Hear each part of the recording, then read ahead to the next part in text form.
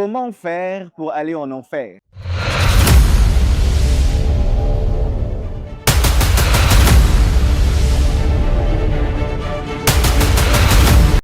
Bonjour, enfants de Dieu. Comment faire pour aller en enfer? Pour être un peu plus doux, comment faire pour être irrévocablement perdu? La question, elle est surprenante et étonnante, n'est-ce pas? Parce que d'habitude, nous nous posons la question de savoir comment faire pour aller au ciel, comment faire pour être sauvé.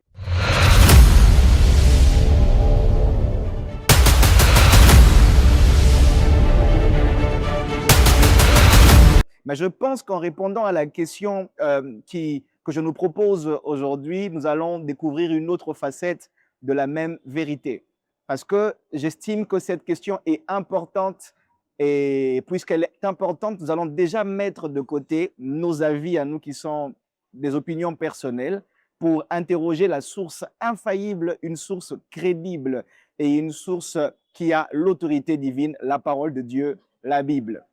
Que dit donc la Bible à cette question que faire pour aller en enfer? La Bible répond à cette question. La Bible dit qu'il n'y a qu'une seule chose à faire. Et si vous faites cette chose, vous irez en enfer. Et bizarrement, pour la parole de Dieu, cette chose, elle est facile, elle est simple à exécuter. Mais d'autre côté, il faut aussi que je vous dise que c'est quand même une chose effrayante et aussi solennelle. Cette chose dont nous parle la Bible ne consiste pas à faire des actions immorales, de l'impudicité ou encore tout ce que vous pouvez vous imaginer de mauvais. Vous pouvez de l'autre côté être plutôt quelqu'un de sobre, de véridique, d'honnête, d'intègre, participant au culte, prenant part à la Sainte Seine et même assistant tous ceux qui sont dans le besoin. Mais si vous faites cette seule chose dont la Bible est en train de nous parler, vous serez irrévocablement perdu, définitivement perdu. J'allais dire, lorsque vous serez perdu, ça va être sans appel. Il n'y aura aucun moyen d'échapper à cette perdition-là. Alors, quelle est cette chose? Ça ne consiste qu'en un seul mot. Cette chose s'appelle la négligence. La Bible déclare dans Hébreux, le chapitre 2, le verset 3, « Comment échapperions-nous si nous négligeons un si grand salut ?» Ça vous étonne que ça ne soit qu'un seul mot. Et une chose aussi simple que la négligence, cela suffit pour vous conduire tout droit en enfer et de manière définitive. Bien-aimés dans les Seigneurs, ici je voudrais nous rappeler ce que c'est que ce salut. Le salut n'est rien d'autre que la vie sauve que Jésus-Christ nous a donnée. Et cette vie sauve nous vient par le moyen de la mort de Jésus-Christ, où il y a eu l'effusion de son sang, le sang qui résout et qui répond de manière totale à l'état désespéré de l'homme. Et c'est en vertu de ce sang que toi et moi sommes sauvés. Bien-aimés dans le Seigneur, ce salut est merveilleux, ce salut est grand.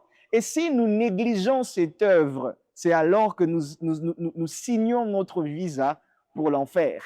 Que faut-il faire donc?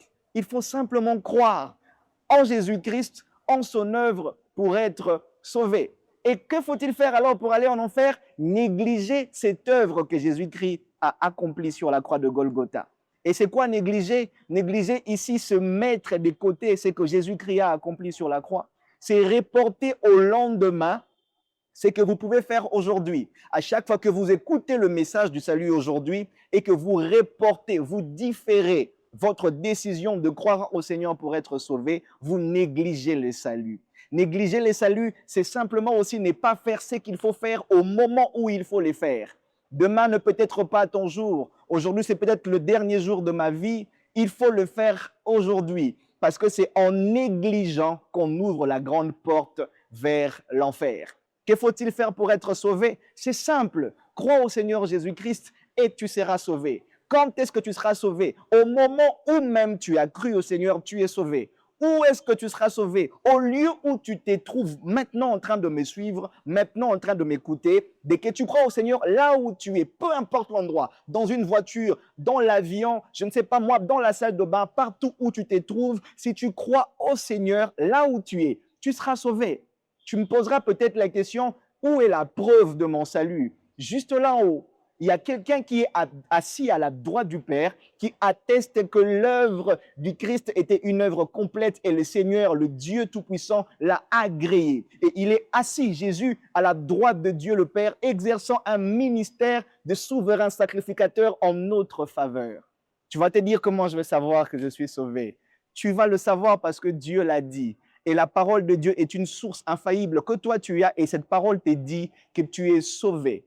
Bien-aimé dans les Seigneurs, comment faire pour aller en enfer? C'est simple. Néglige alors ce message, néglige le message du salut en Jésus-Christ et tu iras tout simplement et directement en enfer. Le diable travaille autrement aujourd'hui, il travaille différemment. C'est une illusion que le diable est en train de faire entrer à l'Église, l'illusion qui consiste à croire que parce qu'on fréquente régulièrement une assemblée, nous sommes sauvés.